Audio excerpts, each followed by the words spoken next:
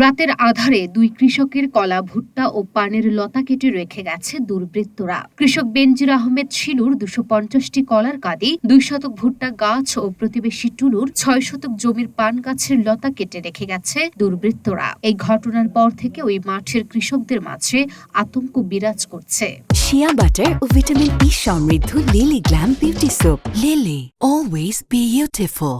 রাধাকান্তপুর গ্রামের মাঠে গিয়ে দেখা যায় কলা গাছ থেকে অপরিপক্ক কলা কেটে মাটিতে ফেলে রাখা হয়েছে। তার পাশেই ২ শতক ভুট্টা গাছের গোড়া থেকে কেটে ফেলা হয়েছে। মাঠের অপর প্রান্তে টুলুর ১২ শতক পান বরজের মধ্যে ৬ শতক জমির পান গাছের গোড়া থেকে লতা কেটে রাখা।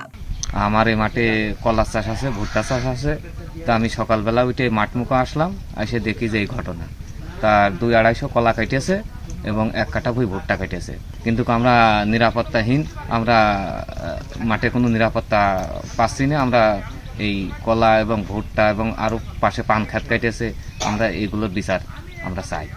এরা খুব ভালো মানুষ, এরা কেউ ক্ষতিও করে না, কেউ সাথে কটু কথাও বলে না।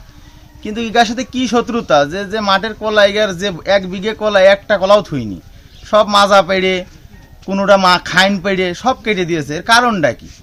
এভাবে একজনের বরজ কেটেছে, তার ভুট্টা কেটেছে, এটা তো আর একজনেরও কাটবে। তো এটা কি শত্রুতা? যে আমার মামার কলা ভুঁই, এখান থেকে মনে করেন যে প্রায় ৩৫০ মতো কলা আছে। এর ভিতরে ২৫০ মতো কলা অলরেডি কেটে দিয়েছে। পারিবারিকভাবে ব্যক্তিগত শত্রুতা আছে আমাদের গ্রামের মামাদের সাথে। সম্ভবত তারাই কেটেছে। এটা ধারণা করা হচ্ছে যে তারা বিভিন্নভাবে দমানোর জন্য এই ক্ষতিটা করেছে। এবং আমাদের পাশে আর এক কৃষকের বরজ থেকে বরজ দেখা যাচ্ছে ৩-৪ কাঠা মতো বরজ কেটে দিয়েছে। এতে দুই কৃষকের প্রায় ৩.৫ লাখ টাকার ক্ষতি হতে পারে বলে ধারণা করা হচ্ছে। এখানে আমার কলা লাগানো আছে ৩৫০ গাছই আমার নষ্ট করে দিয়েছে, প্লাস পাশে ভুট্টা বাগান আছে, সে ভুট্টাও কেটেছে।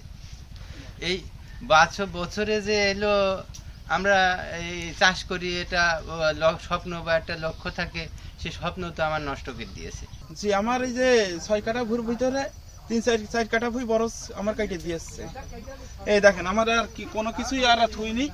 এই দেখেন সব কেটে, এই দেখেন সব কেটে দিয়েছে। এই দেখেন সব আমার এরকম ক্ষতি করেছে, সে কথা আর বলার মতো নেই। আমি তো শেষ। শত্রুতা চলছে আমার পথে উঠতে দেয় না, বটতলে উঠতে দেয় না। কয় শালা তোর হাত কেটে ফেলবো, পা কেটে ফেলবো শালা, এরকম হুমকি দিচ্ছে। কে বলে সেটা? রফিকুল মাস্টার। কৃষি অফিস থেকে প্রণোদনার মাধ্যমে তাদের সহযোগিতা করার চেষ্টা করা হবে বলে জানালেন ঝিনাইদহ সদর উপজেলার কৃষি অফিসার। কলা গাছ না কেটে দুর্বৃত্তরা কলার কাঁদি কেটে কেটে ফেলেছে, যেটা আপনার অপরিপক্ক এবং এটা বাজারে নেওয়ার এখন কোনো সুযোগ নেই। ওনার প্রায় ৪০০ মতো গাছের ভিতরে প্রায় ২৫০ গাছের কলায় কেটে নিচে ফেলেছে এবং বাকি কলা গাছের কলাতে অর্ধেক ক্ষতিগ্রস্ত করেছে। এবং আমাদের যে কৃষক ভাই টুলু, তার পানের বরজ আছে, তার ৬ কাঠা পানের বরজের ভিতরে প্রায় ৩ কাঠা পানের যে লতা সেটা কেটে দিয়েছে যেন এটা আর বাড়তে না পারে। তো আমাদের ২ জন কৃষক ভাইয়েরই এটা অপরিণীয় ক্ষতি। আমি উপজেলা কৃষি অফিসার হিসেবে আসছি দেখার জন্য। তাদের প্রতি আমার সমবেদনা এবং আমি চেষ্টা করব যে আমার দপ্তর থেকে যদি কোনো সুযোগ সুবিধা, আমাদের বিভিন্ন সময় অনেক উপকরণ সহায়তা দেওয়ার সুযোগ থাকে, সার কীটনাশক দেওয়ার সুযোগ থাকে, সেটা যদি করা যায় আমি অবশ্যই তাদের জন্য করব। সাথে সাথে আমি স্থানীয় প্রশাসন, উপজেলা প্রশাসনের সাথে কথা বলে তাদের যদি কিছু ক্ষতিপূরণের ব্যবস্থা করা যায় সেটার আমি চেষ্টা করব। জড়িতদের সর্বোচ্চ শাস্তির দাবি জানিয়েছেন ক্ষতিগ্রস্ত ২ কৃষক।